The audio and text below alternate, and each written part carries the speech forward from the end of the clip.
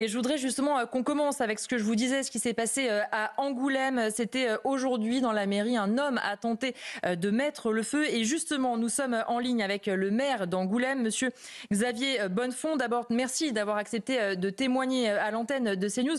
Monsieur le maire, est-ce que d'abord vous pouvez nous expliquer justement ce qui s'est passé il y a quelques heures dans votre mairie? Écoutez, ce matin vers midi, un individu s'est présenté donc devant l'hôtel de ville, a laissé son véhicule devant l'hôtel de ville. Celui-ci fait l'objet d'inscriptions qui peuvent questionner, interroger. Il s'est présenté à la mairie donc a profité de l'ouverture qui a duré quelques secondes d'une porte pour rentrer en force avec un récipient rempli d'essence. Il s'est retrouvé au bureau des élus où nous avons notamment 2 assistantes et s'est présenté dans cet espace, a été interpellé par nos assistantes. Celui-ci ne répondait pas à leurs interpellations. Il leur adressait des regards noirs et s'est mis à asperger ce lieu donc d'essence, y compris le bureau d'une assistante, y compris une assistante. Et après avoir été tétanisées, elles ont repris un instant leurs esprits et ont réussi à s'exfiltrer de leur service, de leur espace de travail et à alerter la police municipale.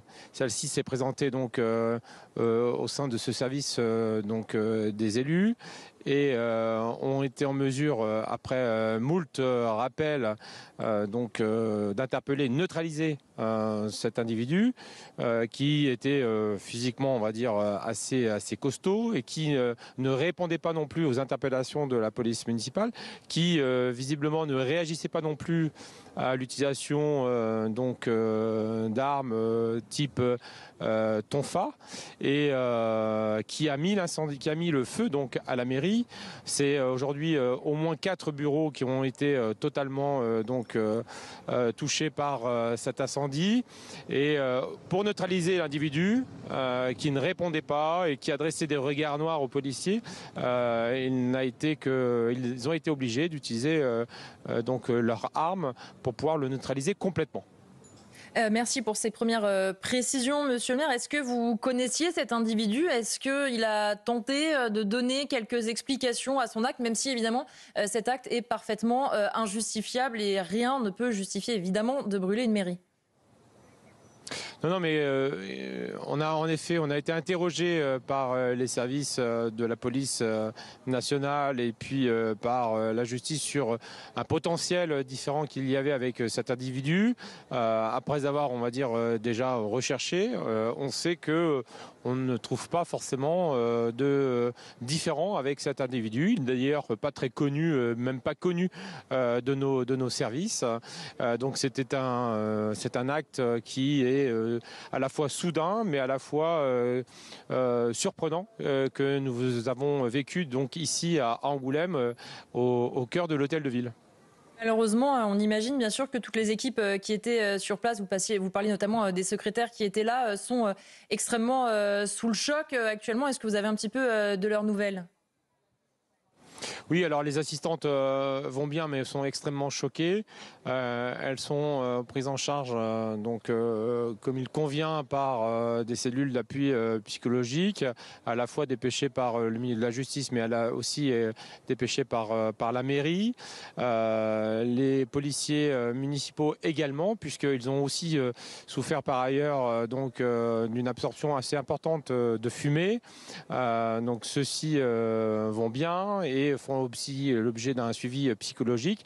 Mais c'est toute une mairie qui est touchée par cet incident, y compris dans d'autres services, et qui a créé un émoi et donc une peur pour beaucoup de nos agents qui ont l'habitude de recevoir du public et qui ont le service public municipal chevillé au corps. C'est ce que je disais précédemment. Le problème, c'est que cet acte révèle une fois de plus que quand vous travaillez dans une mairie, dans un hôpital, dans un commissariat, et bien malheureusement, pour des personnes, comme ça a été le cas chez vous à Angoulême, vous devenez des cibles. Et on imagine qu'un certain nombre d'agents, malheureusement, risquent d'y penser maintenant en arrivant au travail. C'est ce qu'on entend, par exemple, dans les hôpitaux. On ne se pose pas la question d'aller travailler dans un hôpital jusqu'au jour où il y a quelqu'un qui vient violent sur les lieux. Oui, parce que tous ces agents qui sont quotidiens, donc présents donc dans le service public et dans le service public municipal, ils le font pour servir les Angoumoisins. Ils le font évidemment pour servir les autres. Et c'est vrai que ils sont nombreux, je pense aujourd'hui, après cet agissement, à beaucoup s'interroger. Donc il va falloir que on propose à l'ensemble de nos agents, s'ils le souhaitent, donc un suivi psychologique. Et puis c'est tout un symbole, puisque on sait que la mairie et un hôtel de ville dans une commune est le premier symbole de la République française. Et venir dans une mairie pour tenter de mettre le feu, pour asperger également aussi des agents, des êtres humains, je crois que c'est un acte indéfendable, c'est un acte condamnable, et j'espère que l'enquête fera la lumière évidemment sur les motivations de cet individu. Merci beaucoup en tout cas, monsieur le maire Xavier Bonnefond, maire d'Angoulême, d'avoir témoigné sur CNews et sur Europe 1. Et évidemment, on adresse au nom de nos deux rédactions tout le courage possible à vos équipes. C'est vrai que Vincent Roy, c'est quand même hallucinant. C'est un homme qui arrive très déterminé, très malin, puisqu'il profite de cette porte ouverte. Visiblement, il sait où est le bureau des élus, ou alors c'est un hasard, mais le hasard serait un peu gros. Et qui tente de mettre le feu, qui n'a pas peur de faire peur, et qui n'a pas non plus peur des forces de l'ordre. C'est-à-dire que les premières sommations des forces de l'ordre, elles restent sans réponse. Écoutez, manifestement, cet individu ne va pas bien. Parce que pour aller s'en prendre... Oui, mais malheureusement, il y a beaucoup de monde qui ne va pas bien. Oui, c'est ça le problème, peut-être. Vous avez remarqué, c'est un peu le problème dans ce pays. Il y a beaucoup de gens qui sont un peu dérangés, oui, parce que, bon, ce monsieur, semble-t-il, a un certain nombre de problèmes personnels, ce qui ne justifie en rien qu'on aille s'en prendre à la mairie de sa commune lorsqu'on a des problèmes. Donc, parce que sans quoi il y aurait plus une mairie debout. Donc, elle serait toute brûlée. Donc, voilà, qu'est-ce qu'on peut en dire? On ne sait rien. Il n'a rien revendiqué. A priori, il n'est effectivement pas effrayé par les forces de l'ordre. Le problème, c'est que aller incendier des bureaux et avec des secrétaires dedans, ça peut virer carrément au drame. Ah bah bien sûr. Donc tout cela est quand même relativement grave. Et effectivement, on est obligé d'admettre qu'aujourd'hui, on s'en prend de plus en plus à des gens qui vont représenter soit l'État, soit une autorité quelconque. C'est vrai pour les médecins, c'est vrai pour les pharmaciens, c'est vrai les pour professeurs. Les professeurs. Bon, voilà. Donc la situation devient terrible. Et là, elle aurait pu devenir tout à fait dramatique si les forces de l'ordre n'étaient pas intervenues à temps. Voilà. Qu'est-ce qu'on peut dire d'autre? A priori, c'est pour ça que je vous dis, c'était une personne dérangée. Voilà. Jean-Christophe Couvi, effectivement, on peut saluer une fois de plus la réaction rapide et efficace des forces de l'ordre qui font que, certes, il y a 4 bureaux qui sont brûlés. Certes, malheureusement, les agents de cette mairie sont choqués, mais en tout cas, il n'y a pas de blessés à déplorer parce que face à un individu aussi visiblement déterminé, sont des forces de l'ordre qui gardent leur calme et qui arrivent à maîtriser la situation dans un hôtel de ville. Malheureusement, il y a du monde. Oui, alors là, c'est les policiers municipaux de la ville d'Angoulême qui sont intervenus en premier. Donc ça remet aussi le discours de faut-il armer la police municipale ou pas. Voilà, moi je suis déterminé à dire que oui. Depuis 2015, quand on a police, que ce soit municipale, nationale ou même gendarmerie dans le dos, on est une cible aujourd'hui, malheureusement. Donc quand on est flic de terrain, c'est très compliqué. En fait, souvent les gens nous disent mais pourquoi vous n'avez pas fait ci, pourquoi vous n'avez pas tiré là, pourquoi? Mais non, mais quand on a une personne déterminée qui a décidé de passer à l'acte, on voyait bien les policiers municipaux a priori dans les premiers effets ont essayé de se servir de leur tonfa. Ils n'arrivent pas à maîtriser. C'est très compliqué de maîtriser quelqu'un d'énervé et de. Oui, puis il y a aussi peu de temps quand il y a du public comme ça autour et qui veulent mettre le feu à tout. On ne peut pas vraiment négocier. Voilà, il allume le feu. Et je veux dire, il asperge de l'essence sur des personnes, donc il est prêt à les brûler. Bien sûr. Ce sont des armes par destination. Le délai donc de à un moment donné, il faut réagir. Court, bien donc sûr. effectivement, après derrière un bureau, devant son salon ou devant son ordinateur, on peut dire ils auraient peut-être pu faire ça ou comme ça. Non, mais là on est dans l'instant, dans la seconde. Il faut prendre une décision et c'est toujours ce qui est compliqué. Là maintenant, il va y avoir une enquête. Effectivement, on va poser des choses et il faut savoir si cet homme a eu un coup de sang. Est-ce que c'était plutôt prémédité? Tout ça, on va le savoir aussi au fur et à mesure de l'enquête. Voilà, mais c'est encore une fois, je vous dis, c'est l'idéologie. Il faut abattre cette idéologie de dire les policiers municipaux ne doivent pas être armés. Et il y a certains maires qui doivent s'interroger. De grandes villes, d'ailleurs. Oui, mais et de s'interroger de grandes villes, oui, Lyon, Bordeaux, Paris, Grenoble, tout ça, voilà, sans vouloir les viser, mais au moins de se dire, est-ce que tenez compte des demandes aussi de vos policiers municipaux.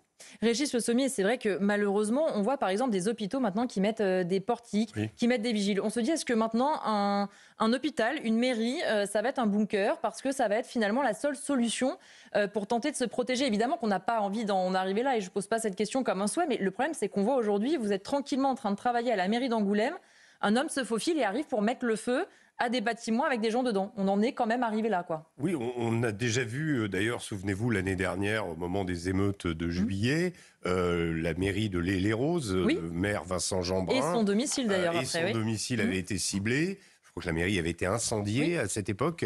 Donc oui, c'est pas la première fois qu'on s'attaque aux mairies. C'est pas non plus la première fois qu'on s'attaque aux élus. On a vu qu'ils ont du mal à faire respecter l'ordre dans le cadre de Gens du Voyage dans la première partie de l'émission. Mais l'autorité, c'est pas simplement la police, c'est pas simplement la gendarmerie qu'on va attaquer, refus d'obtempérer, etc.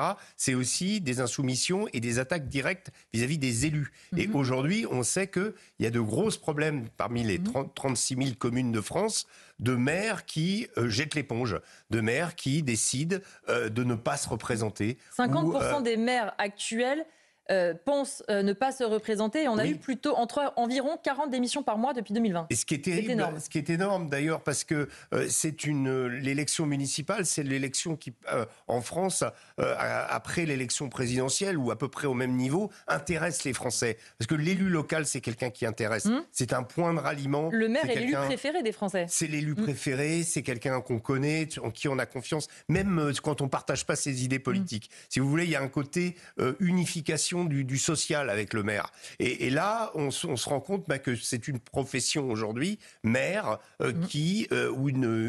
c'est presque un sacerdoce. C'est-à-dire qu'il faut sacrifier sa vie, il faut être en permanence face à l'insécurité et en plus risquer, là, le cas échéant, de voir la mairie, donc symbole de la République par excellence, brûler dans une ville quand même d'importance, puisque Angoulême, bon voilà, c'est pas une petite ville. Ce que disait Jean-Christophe à l'instant était très important, parce qu'imaginez exactement la même scène avec un individu qui vient effectivement brûler une mairie, qui répand de l'essence sur des bureaux. La police municipale arrive et l'individu, s'il avait sorti une arme, comment la police municipale pouvait-elle répondre? Ça veut dire que le problème de la police municipale, ça veut dire que la police municipale ne pouvait pas répliquer. Bon, donc la question qui est posée et qui doit être reposée constamment de l'armement de la police municipale est une question absolument centrale dans une époque d'ensauvagement assez généralisé où on a du mal à faire régner l'autorité. Donc c'est une question qui va se poser et qui doit être posée. Jacques Morel, effectivement, on voit tous ces à la fois symboles de la République qui sont attaqués et tous les personnels qui représentent aussi la République qui sont attaqués. On a souvent à longueur de journée sur ces plateaux alors des représentants des forces de l'ordre, mais aussi des médecins, du monde hospitalier qui nous disent oui, on croit en notre mission, mais entre le fait qu'on ait de moins en moins de moyens et le fait qu'on soit de plus en plus menacé, voire agressé, c'est sûr que le matin, pour aller défendre sa mission et défendre le service public, il faut beaucoup de motivation, plus qu'avant peut-être.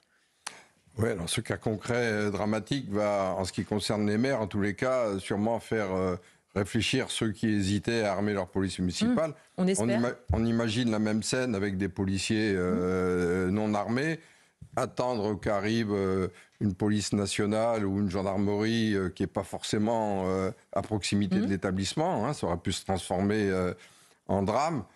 Bon, donc on peut que se louer de la réaction courageuse et énergique et des décisions qui ont été prises pour stopper cette attaque. Maintenant, il va falloir effectivement réfléchir, après en savoir un peu plus sur le profil de... Oui, le pourquoi, etc., bien sûr. On s'est dépêché de nous dire que c'était un Français, comme si ça pouvait faire penser à autre chose. Et en tous les cas... si vous voulez, soit il s'agit une nouvelle fois, comme vous le disiez au début, de quelqu'un qui est dérangé et qui n'avait pas sa place sur la voie publique, soit il y a vraiment un contentieux, ignoré ou pas, entre ce monsieur et des gens de la mairie, soit il est passé à l'acte pour un coup de chaud, pour des problèmes personnels. Mais en tout état de cause, c'est inadmissible. Et heureusement que les policiers municipaux armés étaient sur place. Sinon, on serait face à un drame maintenant en train peut-être de pleurer des victimes.